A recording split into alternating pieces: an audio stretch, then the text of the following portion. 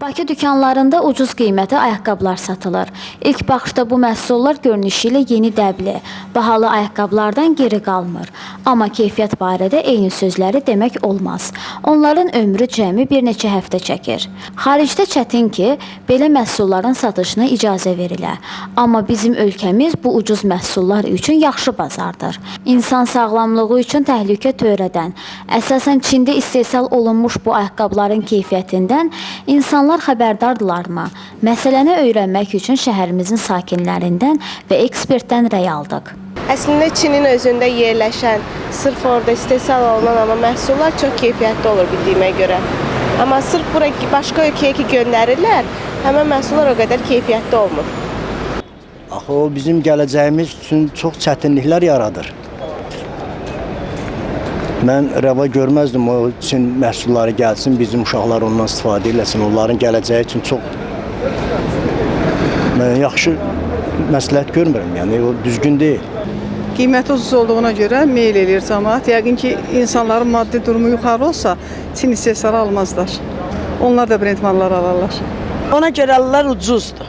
Amma başdan ayağa xəstəlikdir, bunu hamı bilir. Ucuzdur, ona görə alır da, gücü çatmır, gedə 50 manatlığı, 100 manatlığı alır. Ona görə alırlar, həm də başı çatan adam heç oy almaz. Ayaqqabının keyfiyyəti onun altlıq, üzlük, içlik materialı və istehsal texnologiyasından asılıdır. Göndəridən hazırlanmış daha zərərsizdir. Ekspert Adil Qeybulla deyir ki, bəzi ölkələrdə Çin istehsalı olan ayaqqabılar üzərində tədqiqatlar aparılıb və nəticədə məlum olub ki, onların əksəriyyəti, xüsusən də ucuz ayaqqabılar zəhərlidir. Bu cür ayaqqabılar ayaqda müxtəlif xəstəliklərin, göbələk xəstəliyinin, ayaqda vezikulyozun, ondan sonra dermatitlərin, ekzemaların inkişafına gətirib çıxarır. Hələ bunların kanserogen təsirindən söhbət getmir. Yəni, aşağı keyfiyyətli, süni rezin materiallarının həm də kanserogen təsiri var.